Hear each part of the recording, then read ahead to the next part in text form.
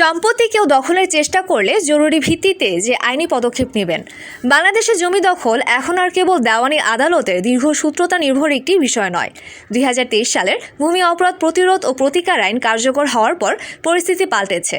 জমির প্রকৃত মালিক এখন দ্রুত ও কার্যকর প্রতিকার পেতে পারেন, তাও সরাসরি নির্বাহী ম্যাজিস্ট্রেটের কাছে আবেদন করেই। আইনের 7 নম্বর ধারা অনুযায়ী যদি কেউ বৈধ মালিকানাধীন জমি থেকে আপনাকে উচ্ছেদের চেষ্টা করে কিংবা দখল করে নেয়, তাহলে আপনি সরাসরি সংশ্লিষ্ট নির্বাহী ম্যাজিস্ট্রেটের কাছে লিখিত আবেদন করতে পারবেন।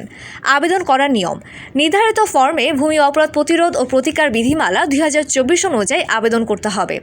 আবেদনের সঙ্গে জমির মালিকানা সম্পর্কিত দলিল, খতিয়ান নামজারি ও অন্যান্য প্রয়োজনীয় কাগজপত্র সংযুক্ত করতে হবে। আবেদন নিজে অথবা আইনজীবীর মাধ্যমে দাখিল করা যাবে। কি করবেন নির্বাহী ম্যাজিস্ট্রেট? অপরপক্ষকে কারণ দর্শানোর জন্য নোটিশ প্রদান করবেন। প্রয়োজন হলে সরেজমিন তদন্ত বা সংশ্লিষ্ট সার্ভেয়ারের মাধ্যমে যাচাই করবেন। যাচাই শেষে যথাযথ আদেশ প্রদান করবেন। জরুরি হলে কী ব্যবস্থা নেবেন ম্যাজিস্ট্রেট?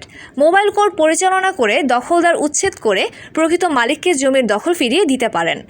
আদেশ অমান্য করলে ওয়ারেন্ট ইস্যু করে আইনানুগ ব্যবস্থা নেওয়া হবে। ভবিষ্যতে এমন ঘটনা যেন না ঘটে সেজন্য বন্ড নেওয়ারও ব্যবস্থা রয়েছে।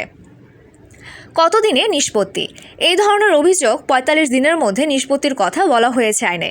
তবে যদি জমি উত্তরাধিকার সূত্রে প্রাপ্ত হয় এবং এখনও বন্টন না হয় বা দেওয়ানি আদালতে মামলা চলমান থাকে, তাহলে নির্বাহী ম্যাজিস্ট্রেট হস্তক্ষেপ করতে পারবেন না।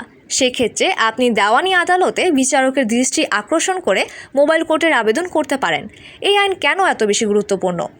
এতদিন জমির দখল সংক্রান্ত বিরোধ নিষ্পত্তিতে মানুষকে বছরের পর বছর আদালতে দাঁড়িয়ে ঘুরতে হতো।